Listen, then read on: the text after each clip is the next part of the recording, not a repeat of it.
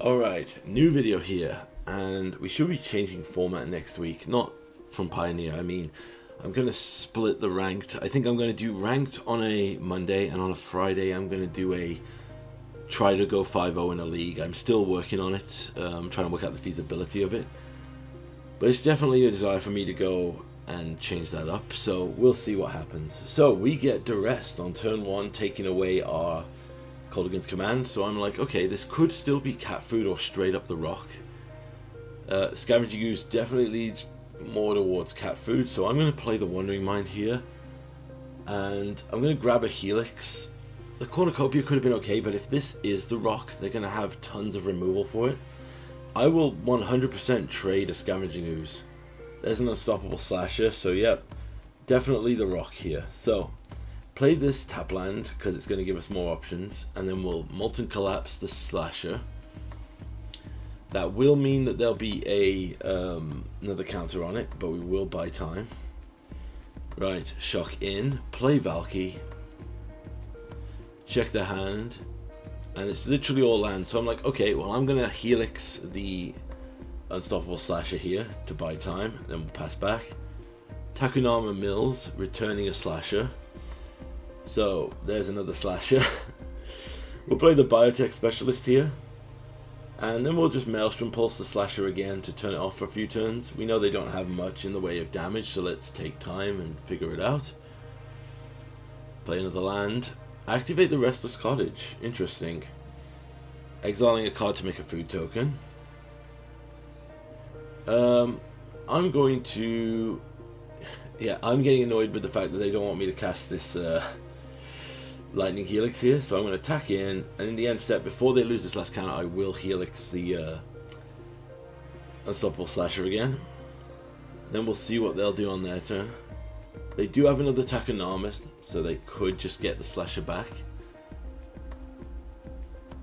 This leads me to believe they definitely have mana available, so I'm just going to play Yorion here. See if that prompts any reaction from him.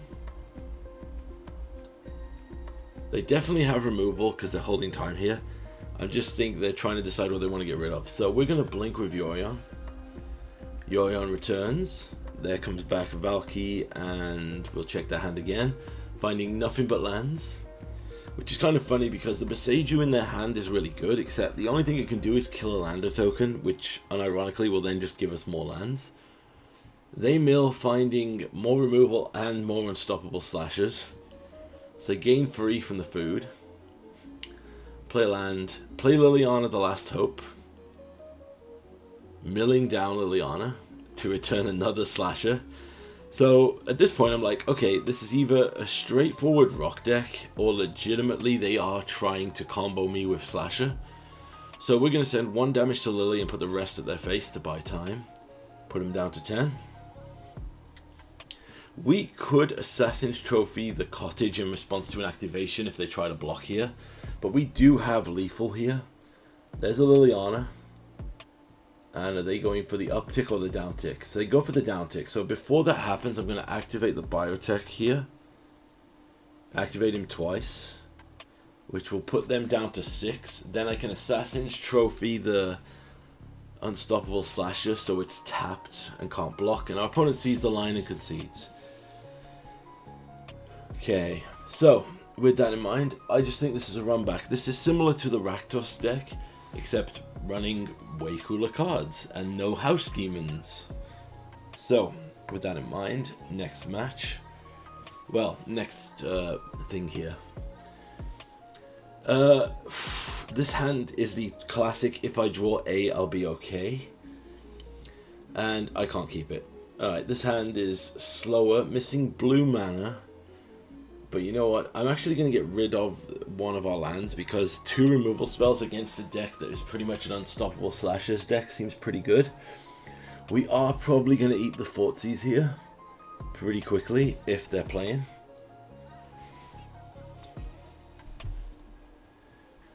And yeah, they are playing, we're taking their time. And we top deck blue mana, good for us. So we will put down the Jetmir's Garden, which will give us an option. There's a Confidant. I am going to Helix that, so I don't want them getting any card advantage here. There's a third land into a duress. So that, yep, there goes a Bring to Light. There's a Mosswood Knight. We'll shock a land in here, and we won't attack because we can cycle the Triome. Yep, there's a Thoughtseize. Okay. There's a Scavenging Ooze. They're considering an attack. They know that our hand is clear. I actually think they're just like half playing the game.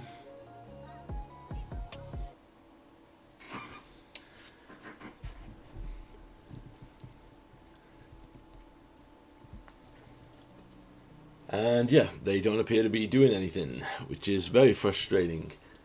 I feel like they stripped our hand and were like, okay, well, we're waiting for him to concede now because we double Thoughtseized him, which means he could concede. I'm like, nah, I'm not going to do that. I'm going to grab Yorion here and pass back. Opponent swings in, putting us down to 11. There's another Scavenging Ooze. Going to shock in, and I think our best bet is to just go for the straight reload.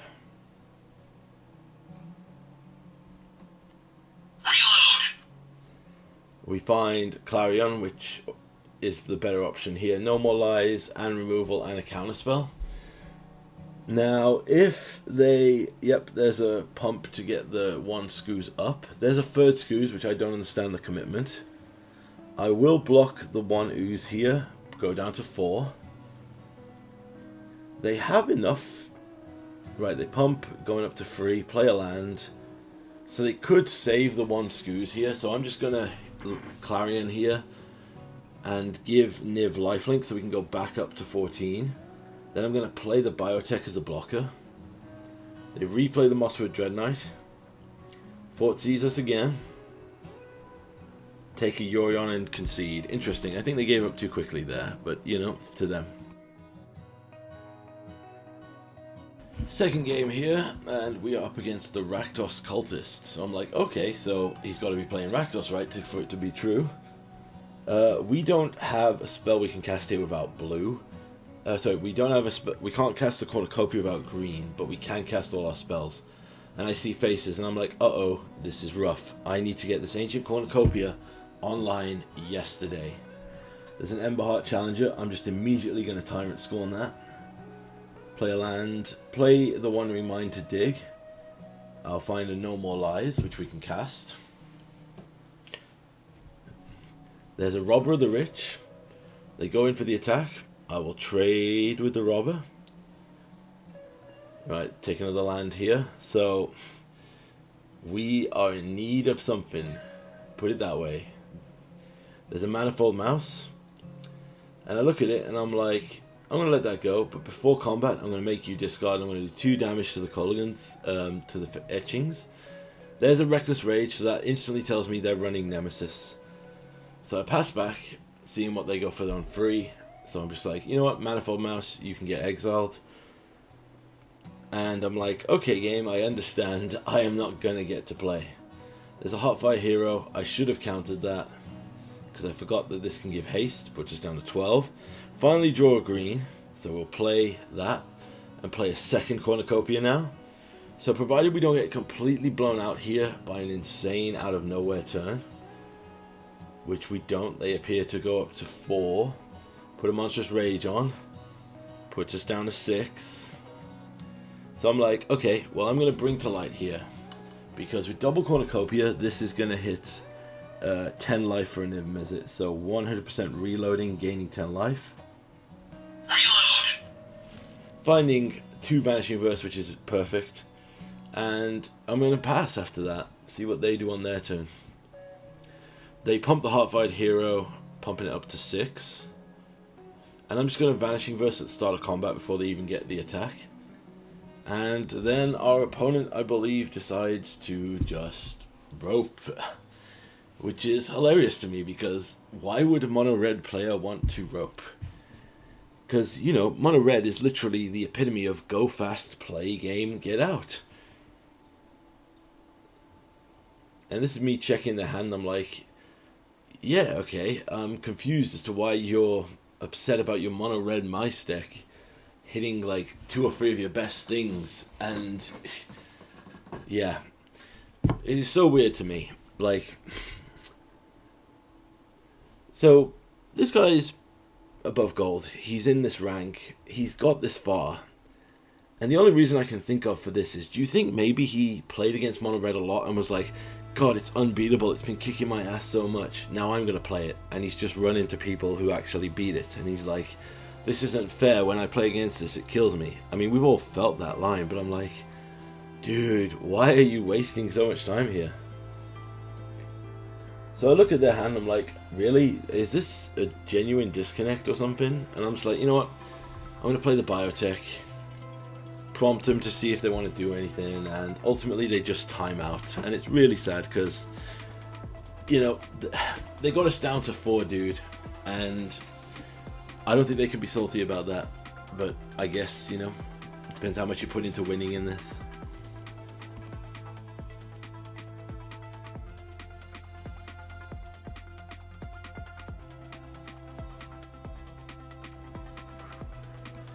Okay, so this was, well, for literal things, this was a complete butt kicking on my end.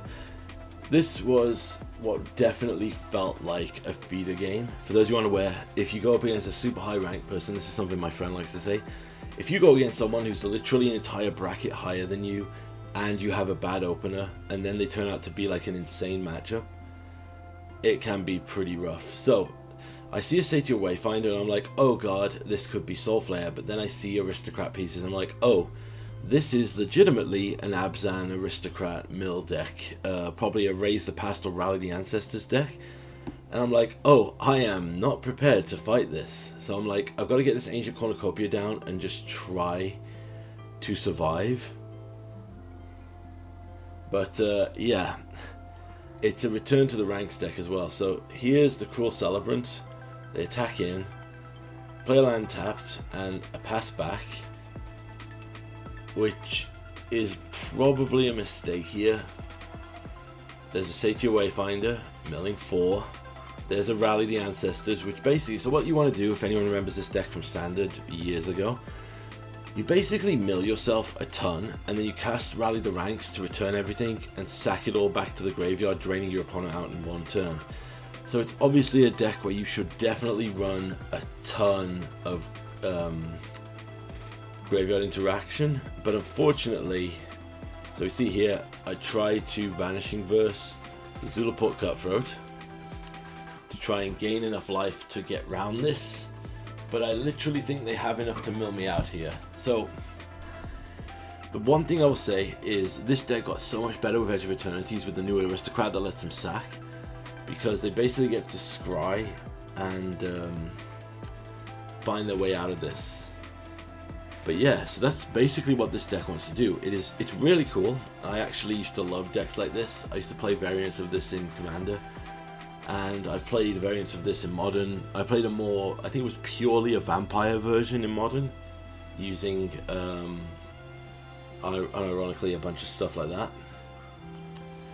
So they pass back, we are on 10, but the problem is, I'm going to go to Bring to Light here, and the issue is, I don't know what to do.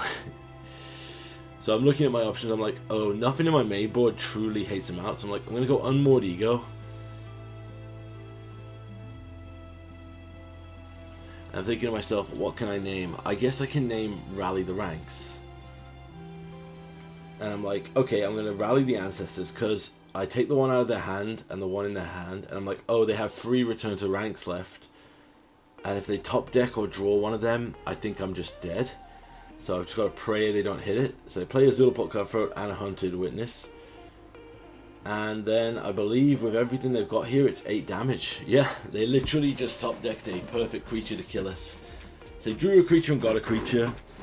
So I bring in Graveyard Hate that I'm running, but I'm starting to think Scribble Claws isn't that great.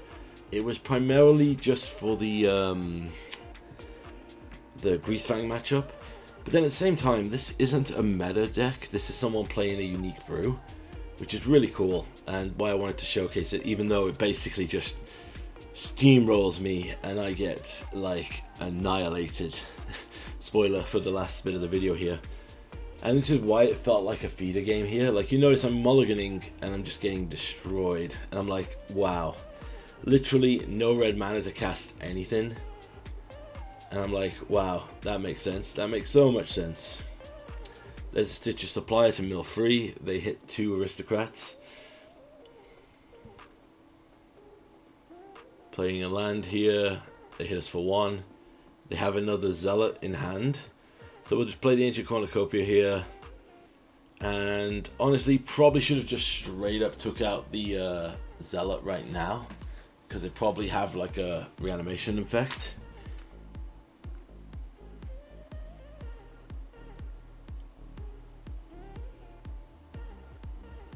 Yep, there's a return to the ranks for 2. I'm going to push the Zealot before it happens.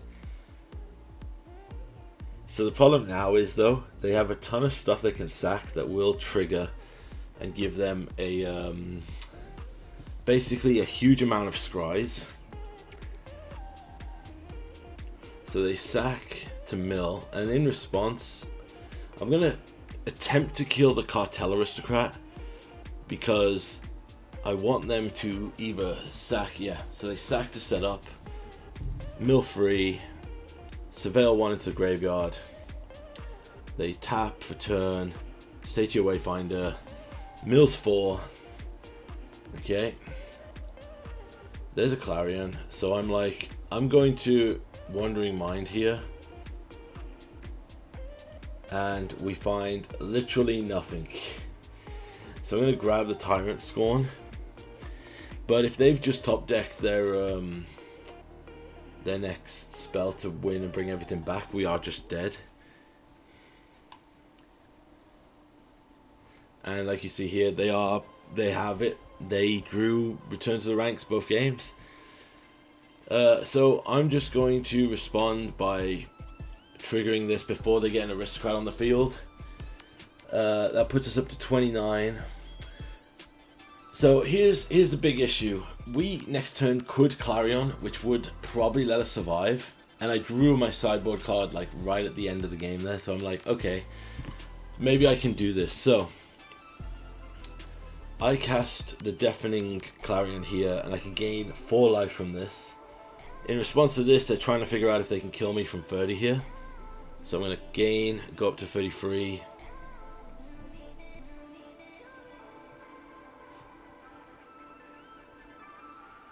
So now they're just going to mill, and they're going to surveil until they find another effect that can return everything from the graveyard. The problem is, I don't know if removing 1 piece here will be enough, because they're milling every time. Like, this Zealot basically makes it unstoppable, unless you have permanent graveyard hate. This kind of reminded me of playing against decks like Dredge in Modern. You basically need a perfect graveyard hate piece, or you're just not going to be able to do it. So I go down to 17, I'm going to play the Scribble Claws, I'm going to force them to exile a card from their graveyard, and then pass it back. And as you can see, they held it down. They have a rally for 2, so in response, I can take out 1 of their Aristocrats. The Culling Ritual could be great for letting us survive, but I look at their hand here, and they still have, what is it, 1?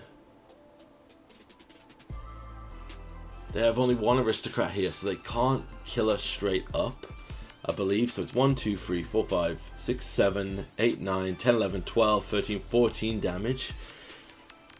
So we can survive here with like nothing left, but they are just going to surveil another land to do it again. So yeah, definitely thinking maybe I do need Ashioks in the sideboard, but then Ashiok only works for games like this. I wonder if there's actually a spell that like I could put in that would be a Bring to Light target and a Niv target that exiles a graveyard. I should probably look into that. Probably would also be good versus Greasefang. But yeah, I wanted to show off this deck because it was really sick. And genuinely, I think this deck probably has more legs than we give it credit for. So we just find a land here. And I'm like, yeah, I think I'm just dead. Because even if I kill their stuff, they can just reanimate it. So I'm just going to cycle for the hell of it. We find another land and I'm like, good game, sir. Cool deck.